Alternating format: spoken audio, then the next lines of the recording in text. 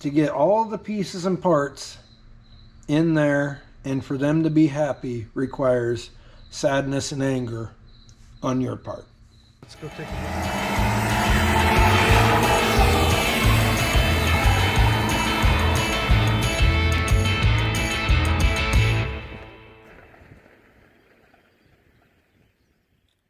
Welcome back to the channel.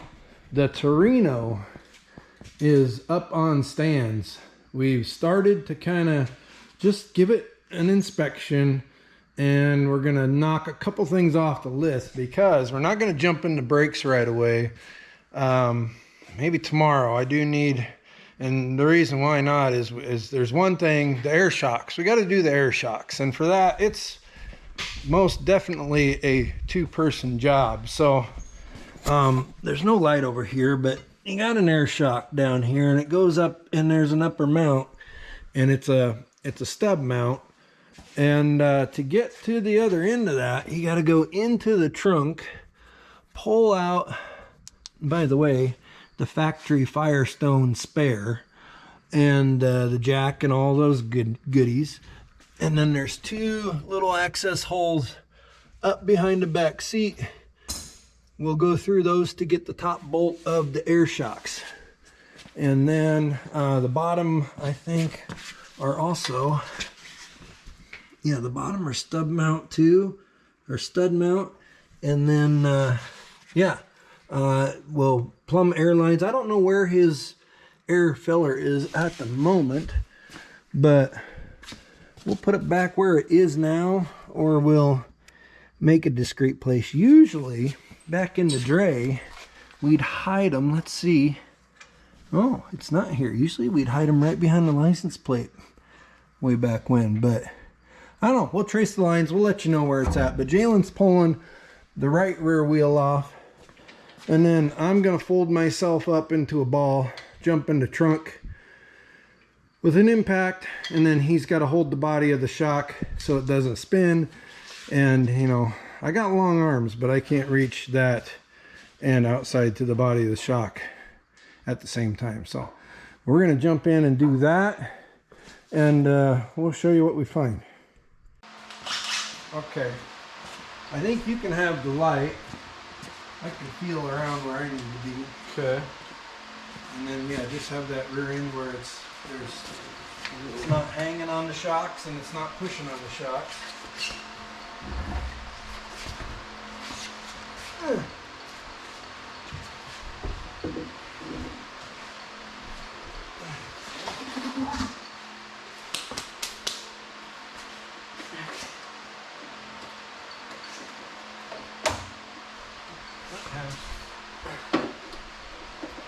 Yeah, it seems like it's loose. Does it turn the whole shock body or just the...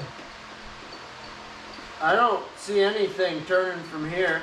Oh shoot, I think it's coming loose already. Sweet. It was like hand tight, I think.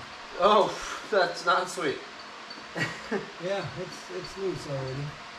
Great. Okay, you can go around the other side. Okay. See how tight this one is.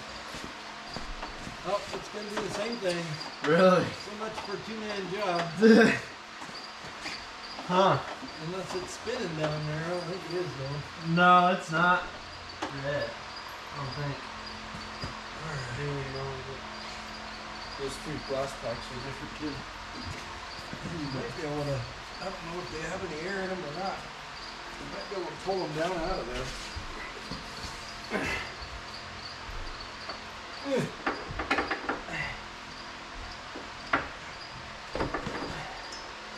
I think they might have a little bit of air in them. Okay. Is there a little air line coming off of them? You can just see little wires. There should be a little... Yeah, those are...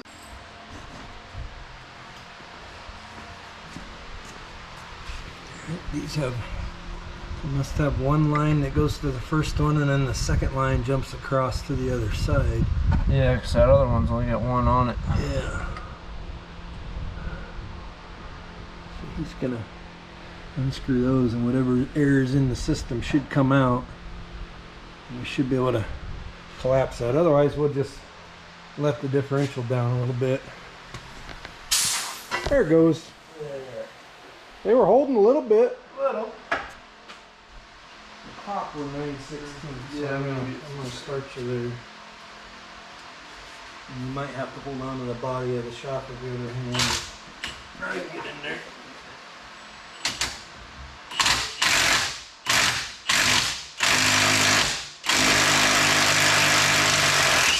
There we go. Oh, that's really crusty.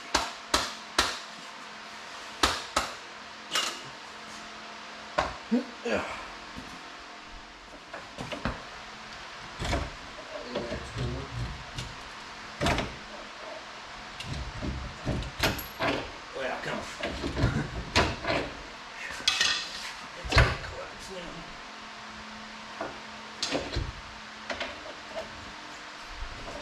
There.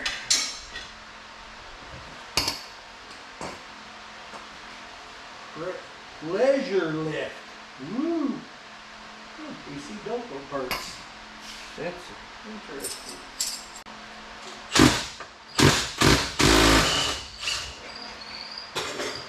Oh, that one broke the little stud off.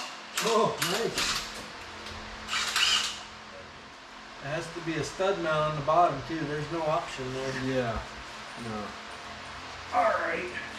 Shoot. Well, we really don't mind when the customer supplies their own parts, but it can be a somewhat problematic because these are the shocks we took out. Notice we already talked about stud mount on the top, stud mount on the bottom, and coming out that one snapped off, so it's not going back in anytime soon. And we opened up the customer supplied shocks. We have a stud mount on the top and we have an eye mount on the bottom, and it gives you this piece to where you can take this and mount it. If it's you know, square, you can mount this and create your stud for your eye mount. But in the car we got nothing to do that with, and besides it's an all original 70 Torino, so that's our hole right there. There's no way you're adapting that to some sort of a shock mount for an eye bolt type system, or not an eye bolt, but for a stud and a bushing type system. What, you know what I'm saying. So we just hit a big old stop sign. We're gonna regroup a little bit. Jalen's already got his helmet in his hand. He's gonna go play on the pit bike. And I got a phone call to make and some research to do. We'll get the right air shocks and we'll get back with you. One eternity later. We are back on the Torino. Let's go through the haul, you guys. So we found it. Customer requested. This car, since he has owned it as a teenager, has had nothing but Trop Arctic 1030 in it. We found 6 quarts on the Webernet. Now it's going to get harder and harder to find, but we did our job there. This is inconsequential. We got a Wix filter going in. We didn't like the look of the brake drums. Now they might have turned, but they really got some weird grooves and kind of hula hoops in them. So we hunted and hunted, and we found the proper ribbed GT Go Fast Car rear brake drums for this, and have 2 of those. We have brake shoes, and then we have the correct air shock. So we're pretty much good to go. Oh, and wheel cylinders, pretty generic on that end of it, but we'll make sure they're the right ones.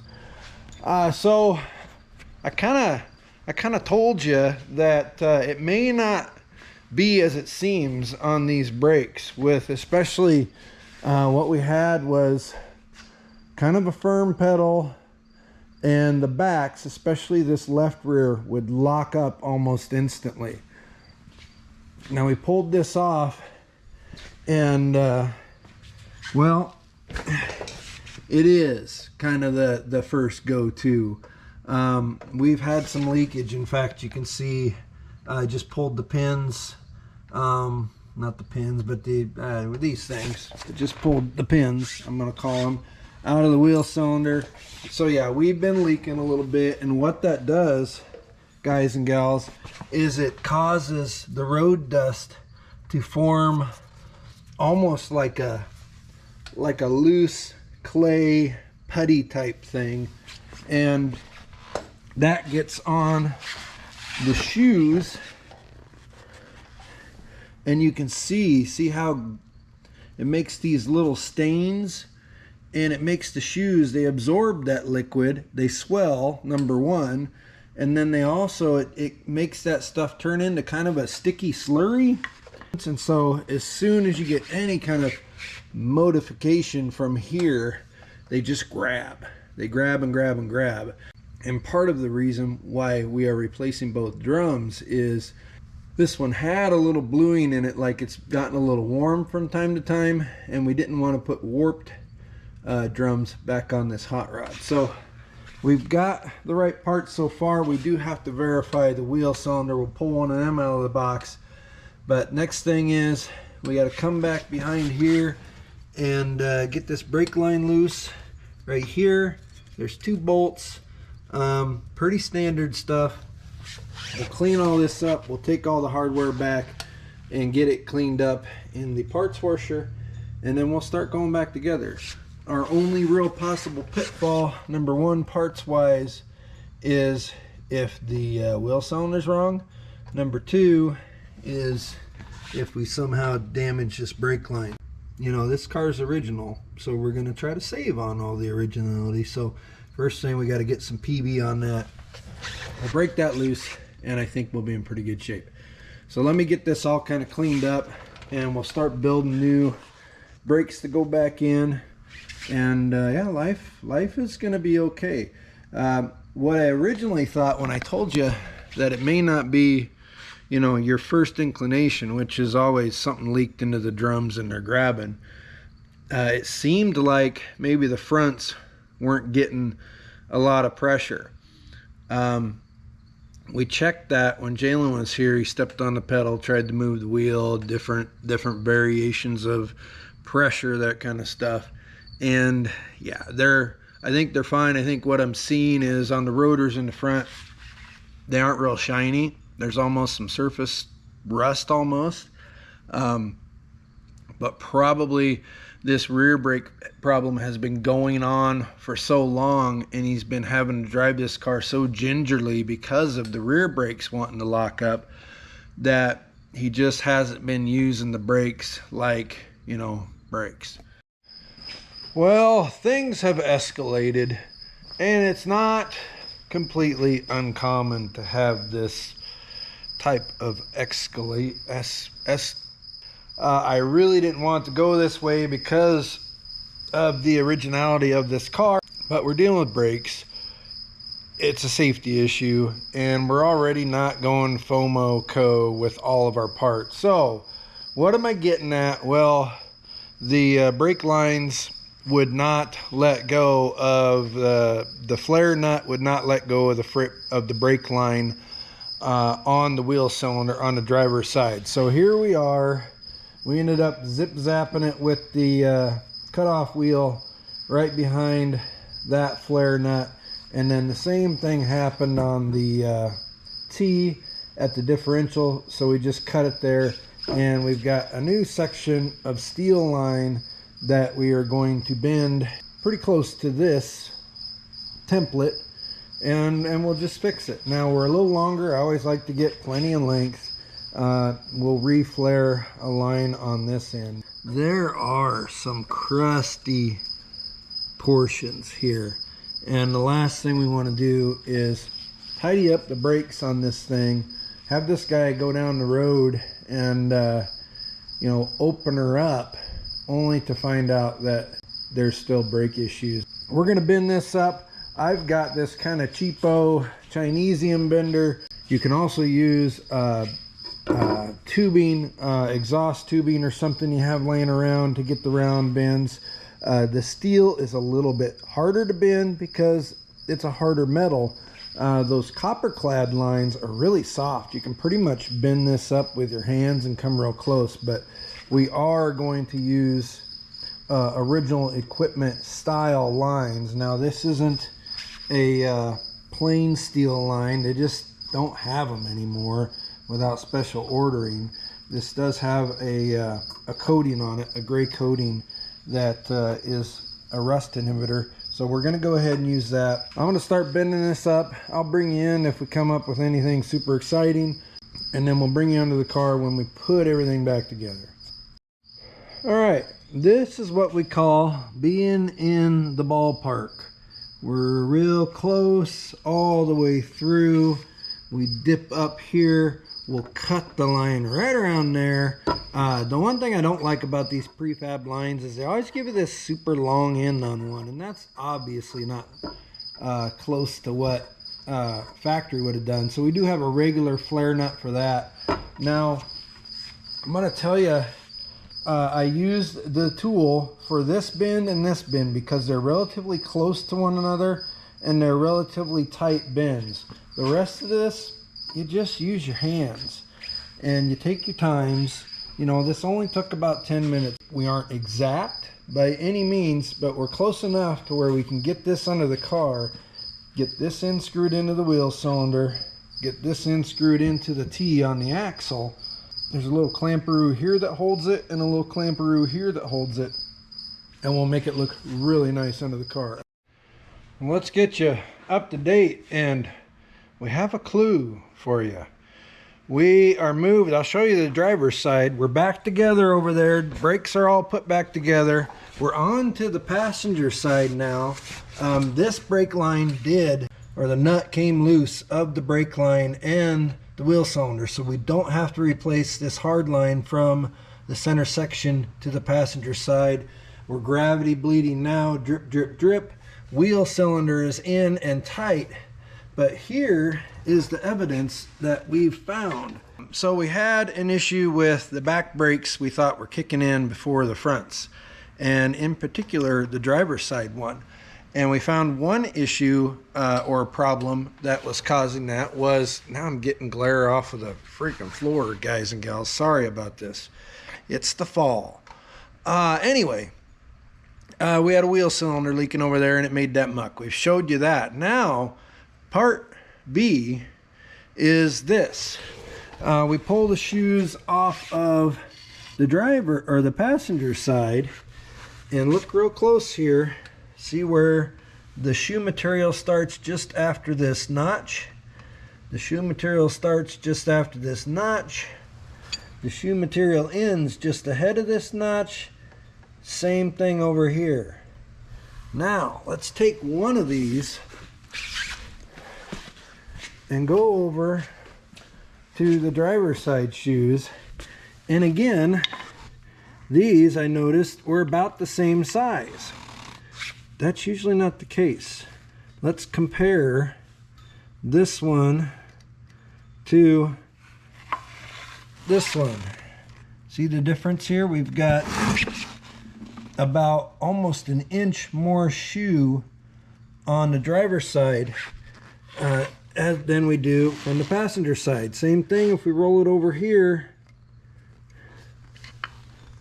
Same thing.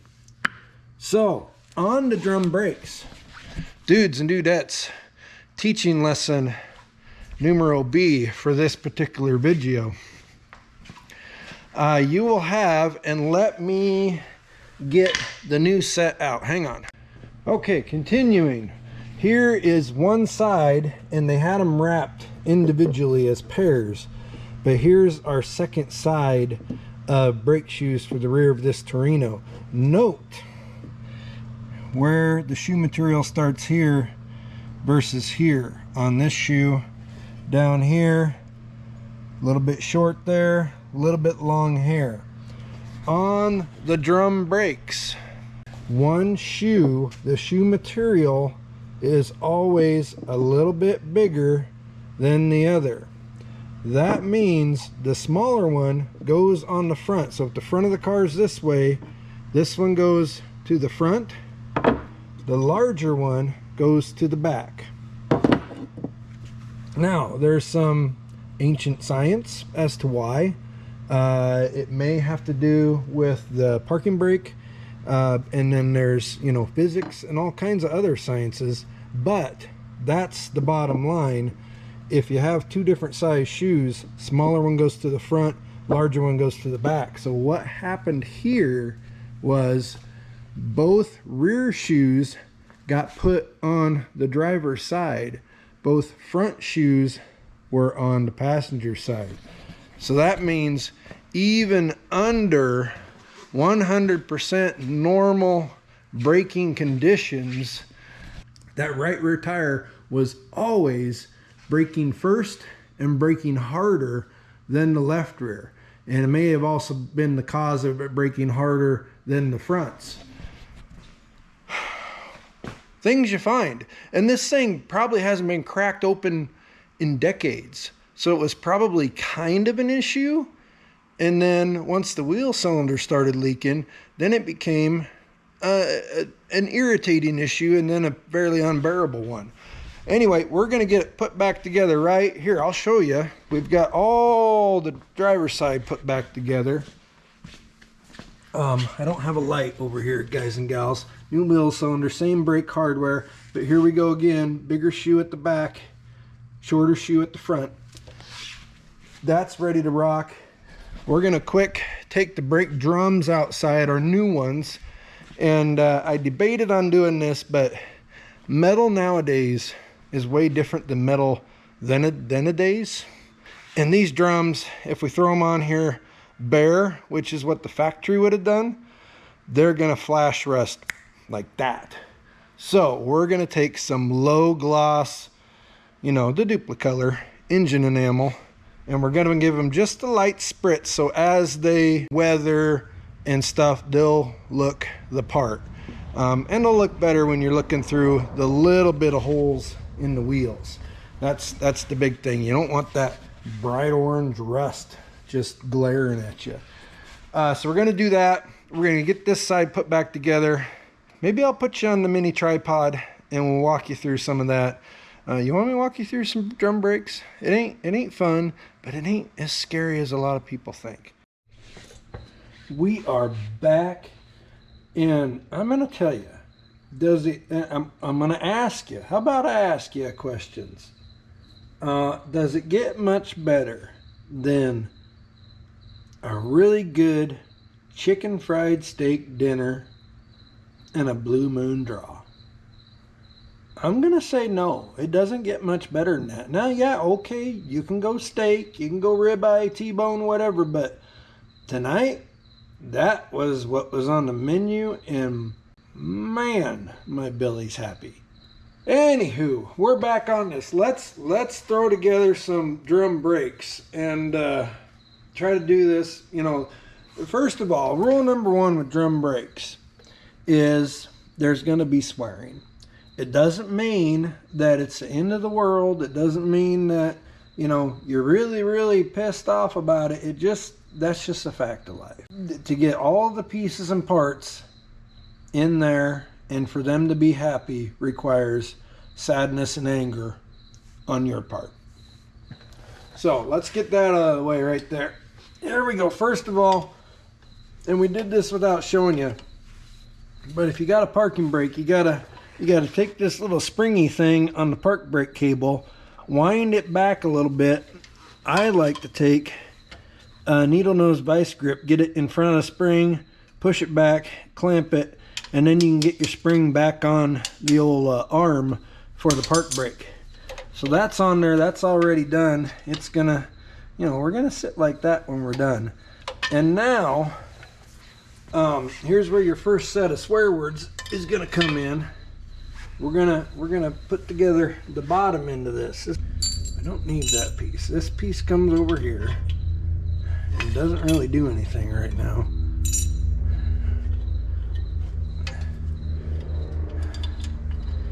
That piece goes there. We gotta do that, and we gotta do this. So that's how that looks like it works.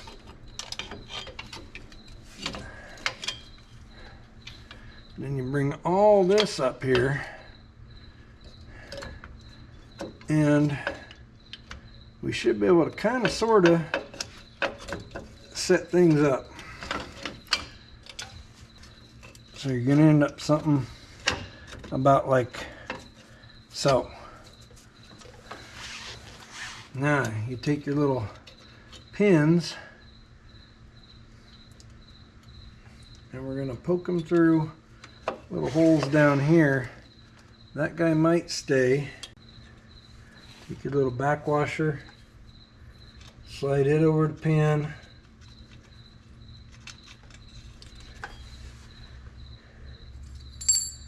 And we got a little round spring, springy. And then our front washer, you'll line him up. And we're going to take our, oops, hang on. The noise goes farthest away.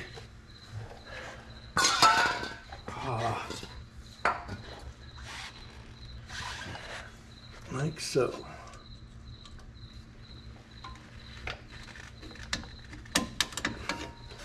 All right, now that shoe, theoretically, that shoe cannot fall out of there and go flying around.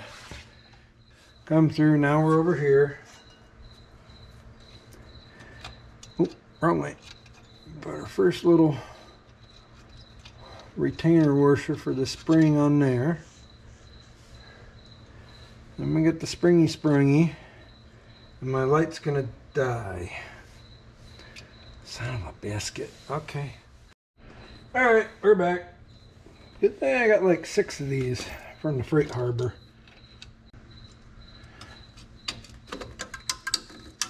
There. All right, so now we're kind of sort of captured. Saddle. All right, now this guy, a lot of people will set this in here ahead of time, and that's just fine, but you can weasel her in here after the fact too. We're gonna go, small end goes on the park brake only side, large end goes over to the front shoe, and it's pretty easy to just get it set in there like so. That's not a big deal. That guy goes up there. All right, now before you start tossing these top springs on here, this guy's got to go in.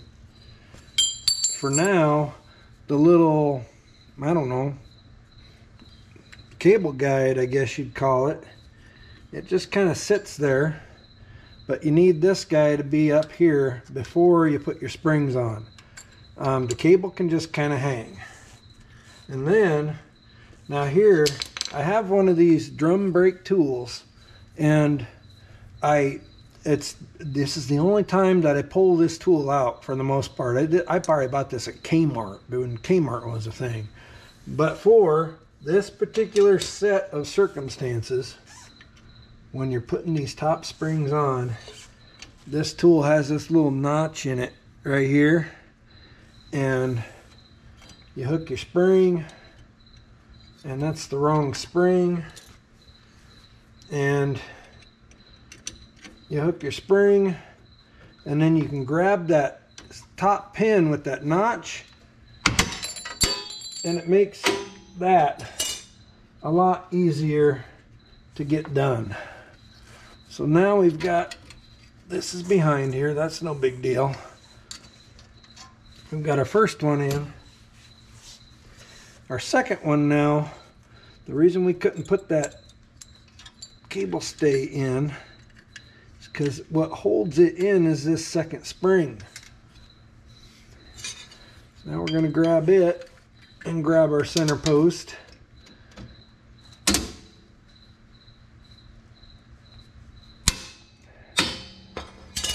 Ta-da! Way off down here. There we go. Okay, so I'm a dingus. I had the adjuster and bottom spring turned around backwards. We're all right here because you got to have this little lever guy, first of all, has to be on the wheel. And so now we are down to just this little cable guy. And what we need to do, and my head's going to be in your way. Let me see if I can. We got to get on this part of a little lever assembly and rotate it up, and then we should be able to clip that, run it up over the guide here, and let down. And now our cable's in for our ratchet stop. All of our shoes are on and happy. I always like to give them a little tippy tap here and there. Make sure everything's happy. Hey, that's drum brakes, guys and gals. It really ain't that bad. Well, we got our drums on. You know, we just had to get to a certain point the other night because we were gone all day yesterday. So drums are on. Yes, we painted them. Let me find a light here for you quick. We did paint them a low gloss engine enamel black. So, you know, you are going to see that behind the wheel, and that's why we did that. Because this newer metal, I'm afraid, it flash rusts so much faster and brighter than the old stuff does. But that looks really good. We adjusted them out. Wheels are on, lugs are torqued. Additionally, if you look real close, you'll notice the back end of the car sits a little higher. The back brake issue, fingers and toes crossed, should be resolved.